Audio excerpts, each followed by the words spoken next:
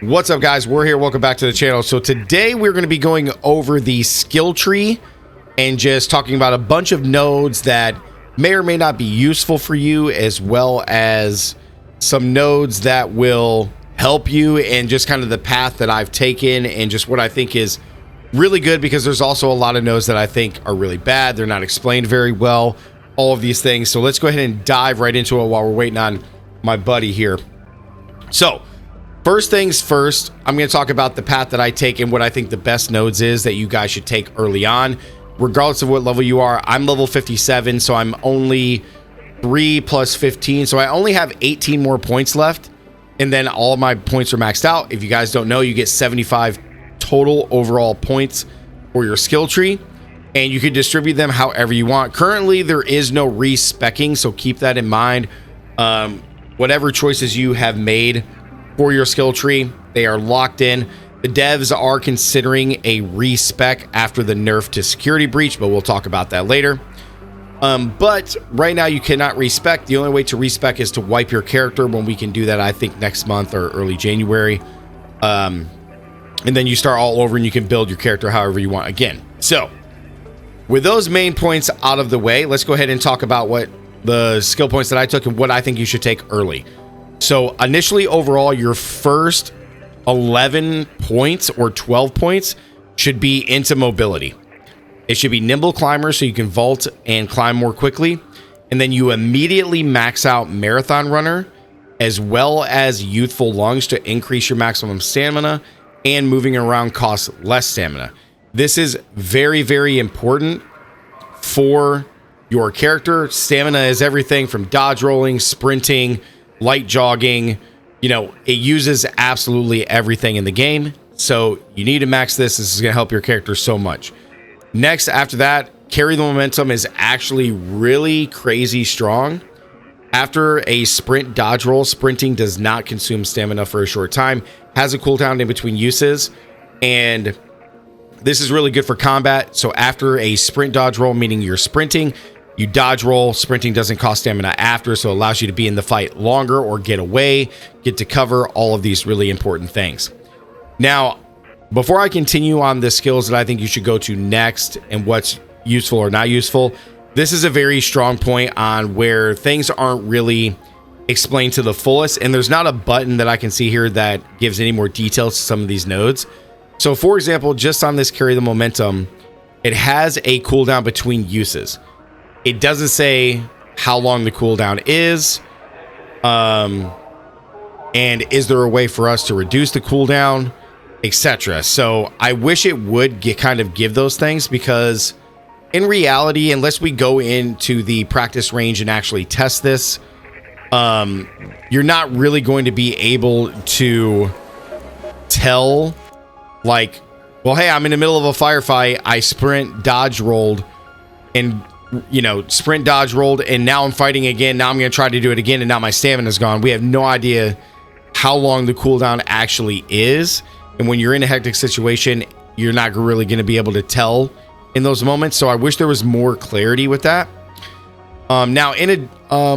Anyways, so that's a good point. This is just a good example of stuff not being explained well. I will highlight a few other nodes here, but these should be the first points, in my opinion, that you take.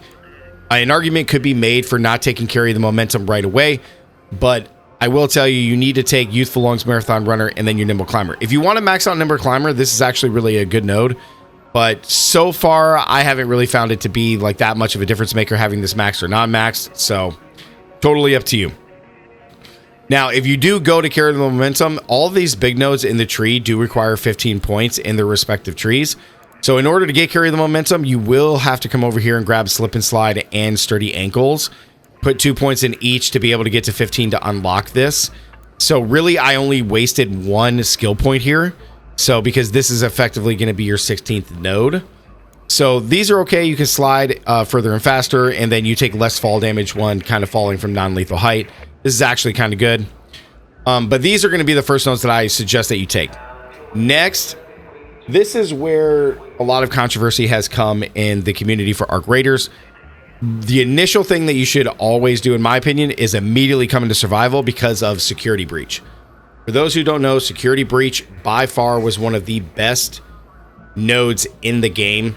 It allows you to open up these security lockers on all of the maps, only if you have this skill, and it gave you a bunch of purple guns or epic guns, purple loot, wolf packs, and just amongst a whole bunch of other loot, as well as regular guns and just resources that you need. They nerfed it yesterday, day of recording. This is 11/14. They nerfed it yesterday, 11/13.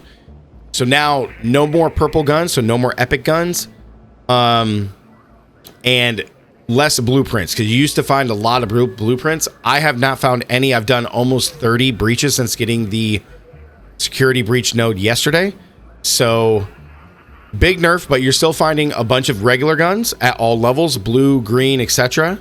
You're also finding a lot of purple items, so wolf packs, and then you're also you're getting wolf packs, you're getting blue and green guns. You also are getting where are they? You're also getting the complex gun parts, as well as there's one other one. What's the other one? Yeah, you're getting wolf packs and complex gun parts as the two remaining purple items that you're getting. So amongst all of the regular resources that you are getting from the node, I still think it's really good. Outside of that, I still believe that the survival tree is probably the first way to go, because of a few nodes. So the crouching stuff is okay here in Agile Croucher or Agile Croucher, and Revitalizing Squat, you gain more stamina while you're crouched. So this is good for being sneaky. One of the best nodes is the in-round crafting. So as you're gathering resources in a raid, let's say you run out of bandages, let's say you run out of shield rechargers. If you have the resources inside the raid, you can craft these items in raid with resources you found. So it makes it being able to survive in raids even longer and make that easier, which I think is really, really good. Next, you have Looter's Instinct. So loot is revealed faster, as well as Silent Scavenger, so you make less noise, so players can't hear you from far away. Both of these nodes are fantastic because it allows you to loot faster and quieter. Very, very strong. Suffer in Silence. Your movement makes less noise when you're critically hurt. It's just okay. Good is new. While under the healing effect, stamina regeneration is increased. So anytime that you're healing yourself with bandages, this is really good. It allows stamina to be increased, so you can kind of dodge and run away and do all of these things. Next are probably two of the most important nodes in the game. One is Stubborn Mule. Your stamina regeneration is less affected by being over encumbered, as well as Broad Shoulders for increasing the maximum weight that you can carry. As you can see, my maximum weight right now is 70 pounds. So having increased maximum weight is huge. Now, some other people have tested this. A lot of these get increased bonuses per slot. So for example, Used to the Weight is if you have all 5 points, you are going to have 25% total. 25%. Wearing a shield doesn't slow you down as much, so buy 25%. So this is really good. So these two nodes are fantastic. Looter's Luck, it just reveals stuff twice as fast at random. Very cool.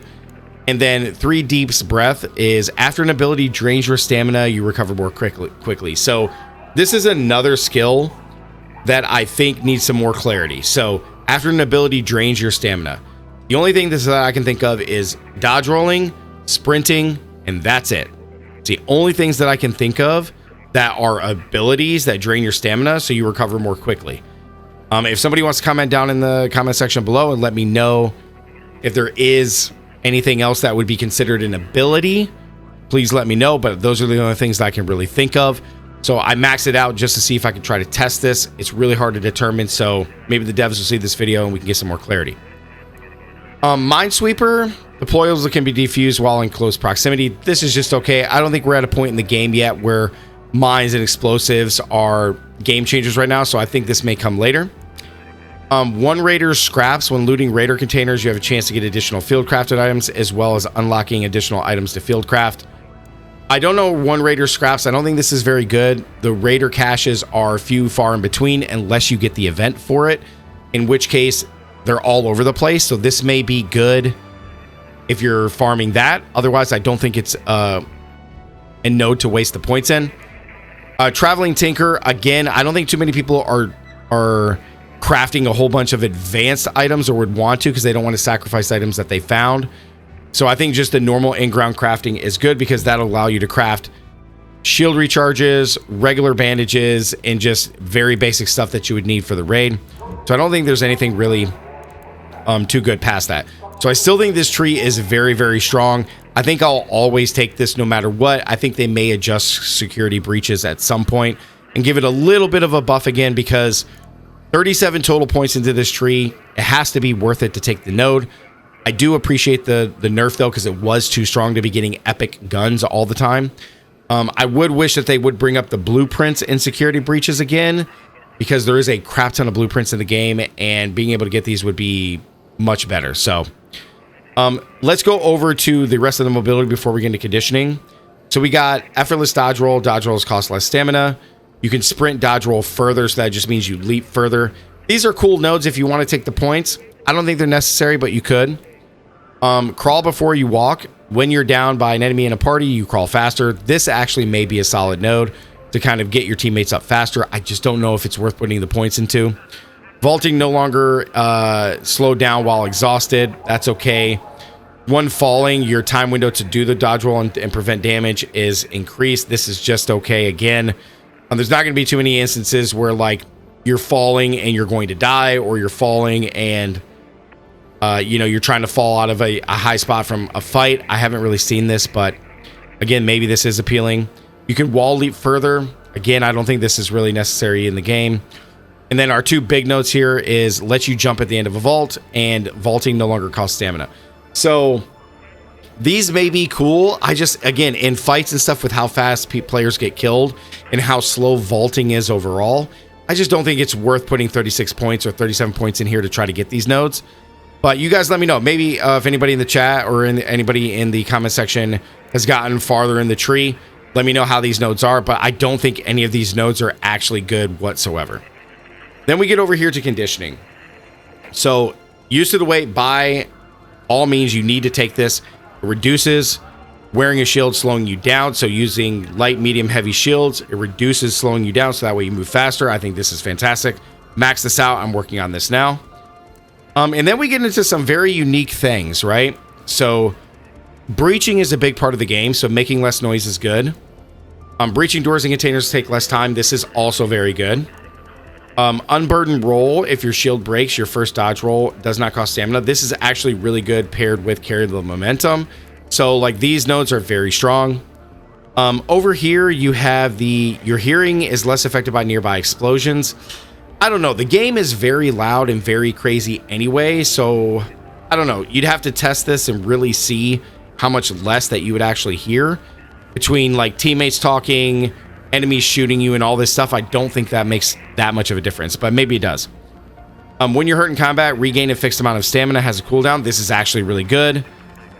Survivor stamina. When you're critically hurt, your stamina regenerates faster. This is also very strong for fighting. Down but not determined. It takes longer before you collapse. This is good. Collapsing is like when you permanently die. So this allows your teammates to get to you and revive you. While down, you take less damage. Also makes you survive longer.